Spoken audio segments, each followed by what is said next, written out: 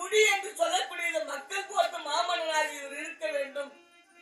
அப்படி மாமன்னனாக இல்லை என்றால் அது பட்டம். அது சிலோரத்ன முடி என்பது பட்டம். இவர்கள் பார்த்து கொடுப்பது. நாம் திட்டமாக பணி செய்தால் அந்த பட்டம் நிலைக்கும்.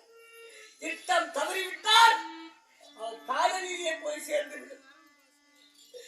ஆரோக்கிய நூறுக்கணக்கான மார்க்கவசங்களை தடுத்திருந்தேன்.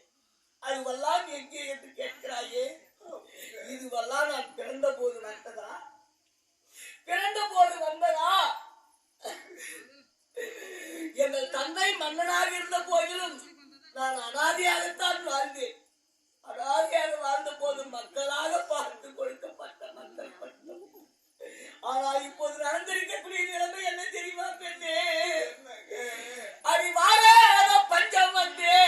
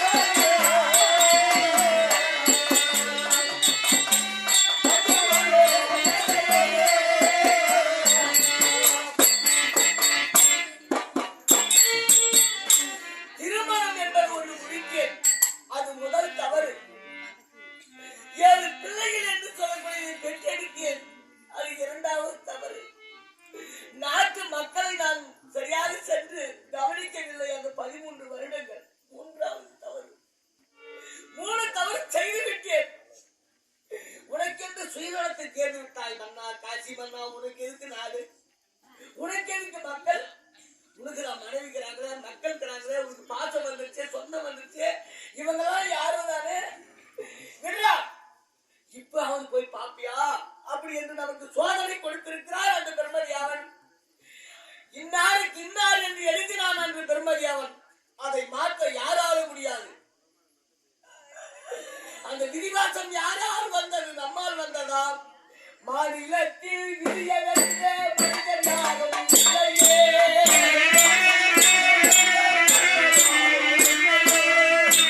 இந்த மாநிலத்தில் விதிய மனிதர் யாரும் இல்லையே.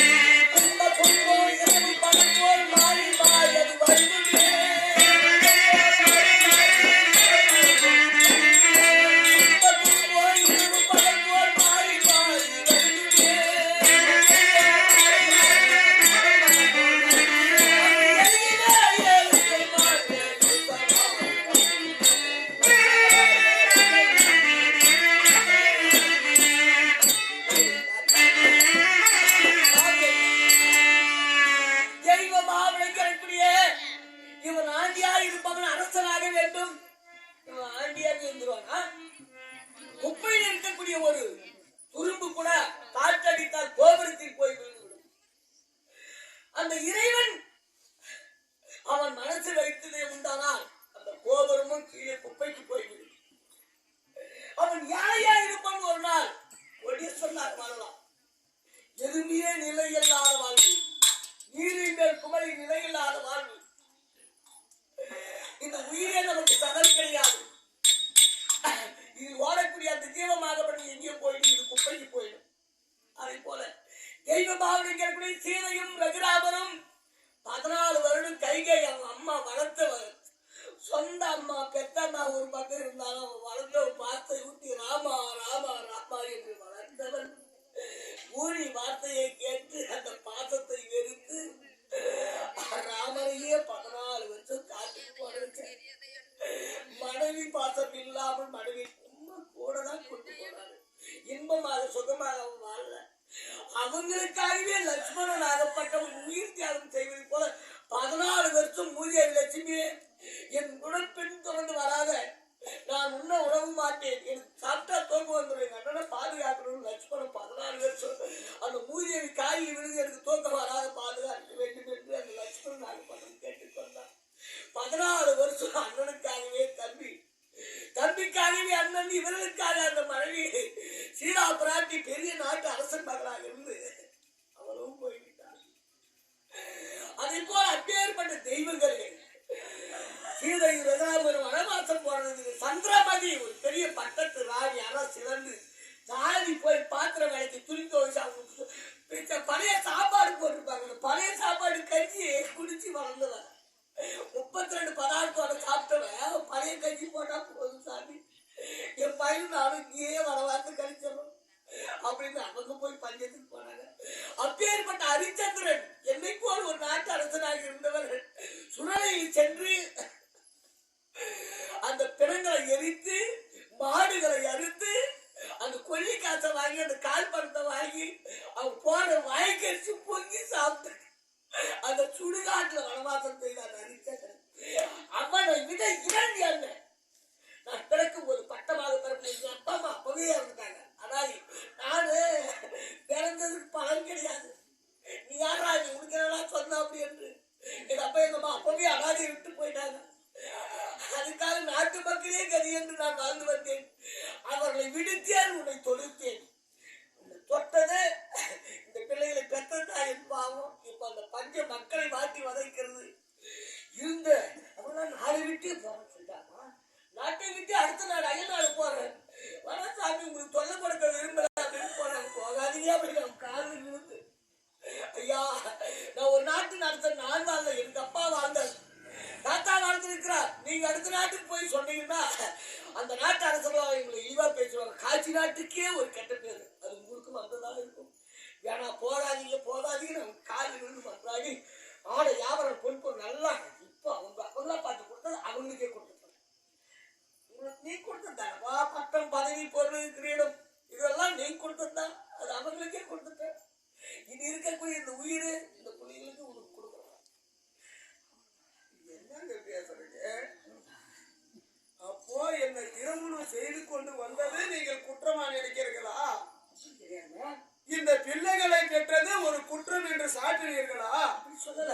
உன்னை இப்ப சொன்னீங்களே, நான் உன்னை தொட்டு உன்னை திருமணம் செய்தேன் முதல் குற்றம், பிள்ளைகளை பெற்றேன் 2வது குற்றம், நாட்டு மக்களை பாதுகாக்காமல் விட்டுவிட்டேன் 3வது குற்றம்னு சொல்றீங்களே. அப்போ உன்னை போலவே உலகத்தில் யாரும் கல்யாணம் செய்யக்கூடாது, குழந்தையை பெற்று எடுக்க கூடாது, இதெல்லாம் குற்றம், அதெல்லாம் சொல்ல காட்டுறீங்களா? சொல்லலாமா? இருந்தாலும் அதுதானே சொல்றீங்க. கவனிக்கவில்லையே, நம்ம விதி இப்படி ஐ போச்சேன்னு சொல்ல அதுக்கு ஏத்துக்கிறேன். ஆனா திருமணம் செய்தது குற்றம்னா அப்போ என் மேல குற்றம் சாட்டுற உலகம் எல்லாம் காட்சி பண்ண மனைவியை கை பிடித்து திருமணம் செய்து கொண்டு வந்தானா அந்த மனைவி மேலே குற்றம் சொல்லிட்டாரு. அந்த மனைவிதான் இவ்வளவு காரணம் அப்படின்னு என்னை தூசிக்கிறதுக்கு என் மேல என்னுடைய மனநிலை அந்த விதியினுடைய வாசம், வேற ஒண்ணு சொல்லல. விதியாகப்பட்டது அந்த எழுதிய பிரம்மதேவனுடைய கட்டளை அதற்கு இசைந்து போக வேண்டும். எப்படியோ நமக்கென்று கெட்ட காலம் வந்தா யாரு எது சொல்றது வந்தே தீரும், வராது தொட்டு தாலி கட்டிய கணவரும் கூட தான் அவ்வளவுதான். நமக்கென்று ஒரு கெட்ட காலம்னு வந்துடுச்சாடா நம்ம புருஷன் கூட அடிக்கிறதும் வதிக்கிறதும் நம்மளை தூசிக்கிறதும் இவெல்லாம் கொண்டாடி ஆடுறதும் எத்தனை சொன்னாலும் ஒரு பெண்ணு தாண்டுதான் ஆகணும். அதுவும் விதிதான், அது மாற்றவே முடியாது, விதிதான். என் மேல எத்தனையோ குற்றம் சொல், ஆனால் இருந்தாலும் ஏதாவது தவறாக சொல்லியிருந்தா என்ன மன்னிச்சு. என் மீது குற்றம் சொன்னாலும் என் மக்கள் மீது இருந்த பாசத்தினால் உன்னிடத்து பேசிவிட்டேன். தவறாக இருந்தா என்ன மன்னிச்சு. சாமி, இந்த நாட்டுக்கு வந்த பஞ்சம்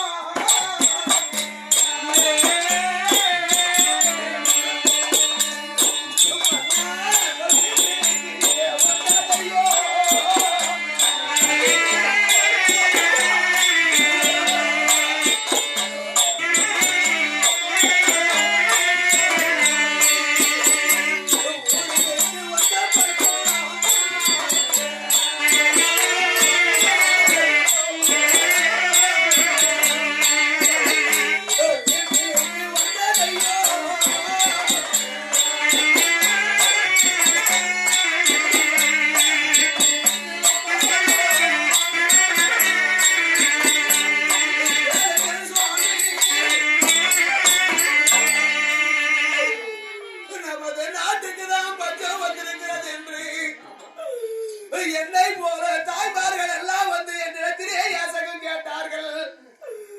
கேட்ட உடனே அரண்மனையிலே இருக்கக்கூடிய ஆடை ஆபரணங்கள், பொண்ணு தங்கம் என்று சொல்லக்கூடிய நகையும் அந்த பொற்காசைகளையும் நான் கொடுத்து ஆதரித்தேன்.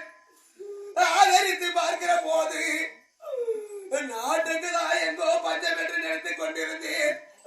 அது நம்ம சொந்த வீட்டுக்கே வந்து விட்டது. இந்த ஊருக்கு வந்த பஞ்சம் நம்ம வீட்டுக்கே வந்து விட்டது சாமி. நம்ம வீட்டுக்கு வந்த உடனே நமது அரண்மனையில் ஒன்றுமே இல்லாமல் பசியோ பசியோ என்று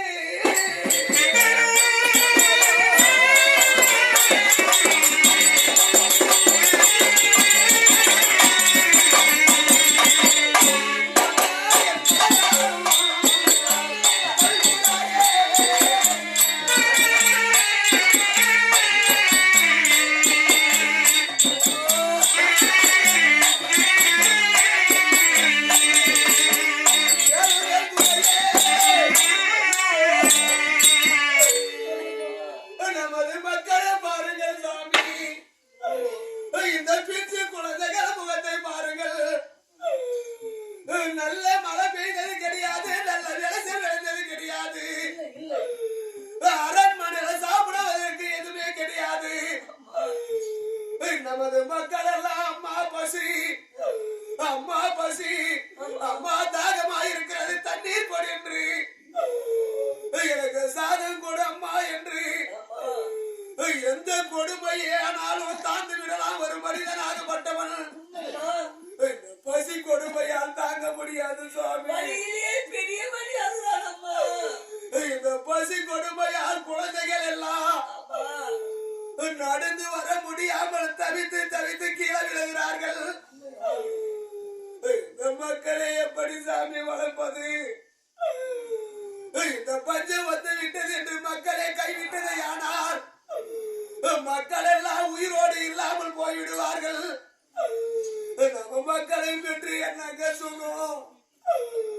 இந்த மக்கள் உயிரோடு இருந்தால் தானே நாளை நாம மாண்டதை ஆனால் நமக்கு எல்லுக்கும் தண்ணீர் விடுவார்கள், கொல்லிக்கொடை ஓடிப்பார்கள், இமக்கடல் செய்வார்கள்.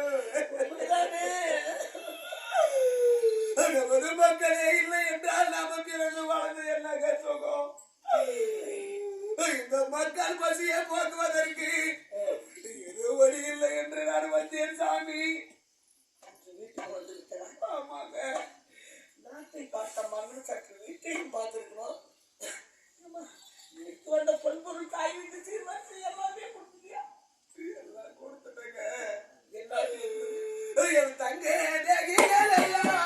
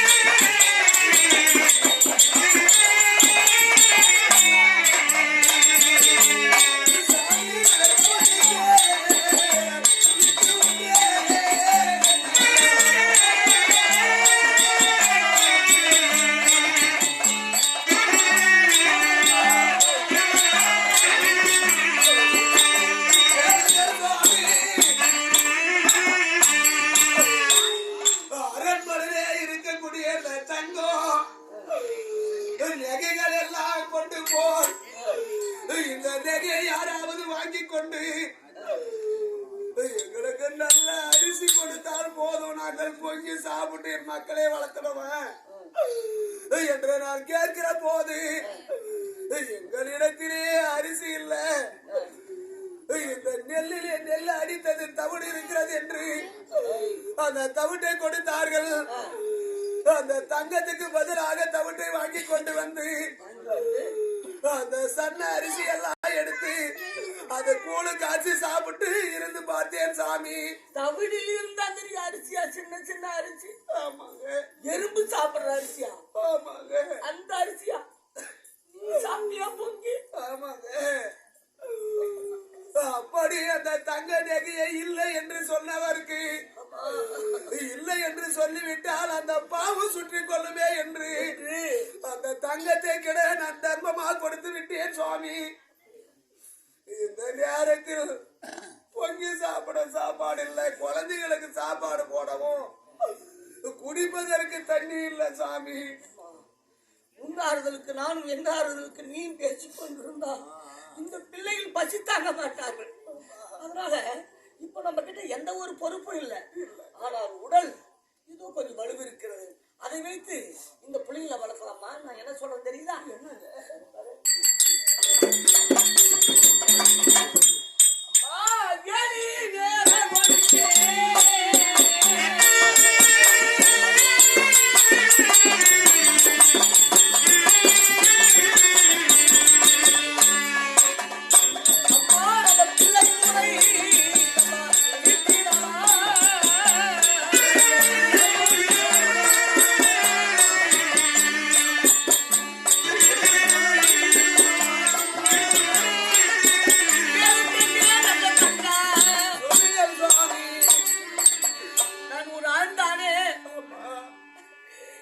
பெற்ற பிள்ளைகளுக்கு உனக்காகவும் உழைக்க நான் தயார்.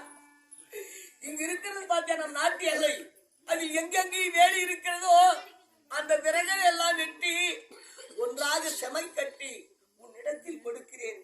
அது தெருவில் சென்று விறகோ விறகோ என்று விலை கூறி விளைவித்து நீ பணத்தை கொண்டு வந்து கொடுத்தால் அரிசியோ பருப்போ ஏதாவது ஒரு தானியத்தை வாங்கி பிள்ளைகளுடைய பசியை தீர்த்தலாமா? போமா சாமி. ஐயா வேர் மூடிக்கு கூட்டாளி